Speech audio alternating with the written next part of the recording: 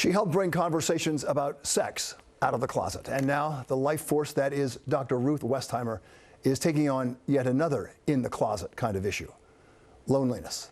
She was just named the Loneliness Ambassador for New York State. Governor Hochul appointing Dr. Ruth to that position. This, by the way, is video of me and Dr. Ruth at one of the many events we've been on together. She says in the way she liberated folks to talk about intimacy, she wants to do the same thing for people who are lonely, because loneliness is now a kind of epidemic. It cuts life expectancy and increases the risk of dementia.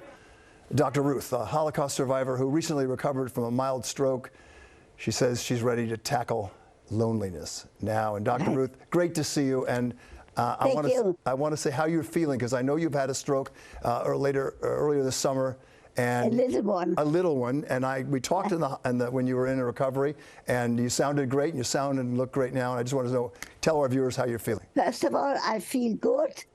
Let everybody know and tell everybody that I'm progressing, and that the most important thing, Bill, that you have to tell your viewers is if they feel lonely, they have to admit it.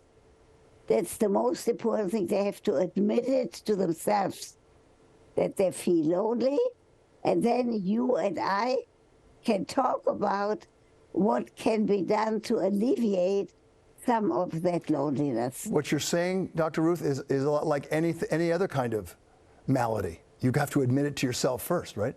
Exactly. Right. Exactly, and it's very important to admit it. I want you to say why you decided to do this and become the state's ambassador for loneliness. I tell you why. Because exactly what you said, it is now an epidemic.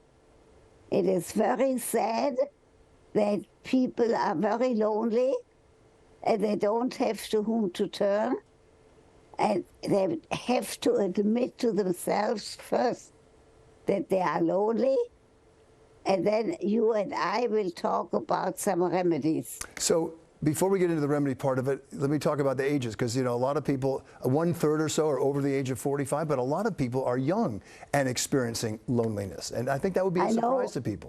We don't have all the answers, but we do know that there is something that is like mysterious, that this loneliness has taken over, and people must admit it to themselves. I'm lonely, I have to do something about it. Right. And the repercussions of this, the fallout from all this, is quite serious. It's not just emotional, it's physical as well, medical. It is. It is physical, and it is emotional, and it's really upsetting. And that's what I'm going to be working on. In meantime, mainly from home. And I hope I find a few remedies to help people to alleviate this feeling of alienation and of loneliness. I assume, talks about yourself as well, because you're busy. You have kept so active. You're 95 years old. You are a life force still, just like you've always been. That combats loneliness, it seems to me. I'm not the doctor you are. Right. So I don't have all the answers, but I do have some remedies. And you and I will find some remedies. I read something somewhere about you that you wrote one time. You were a Holocaust survivor. Your parents put you, your family put you on the kindergarten train to get out of Germany before the Nazis took your parents to a concentration camp, the last time you ever saw them. And that's when you discovered your first loneliness.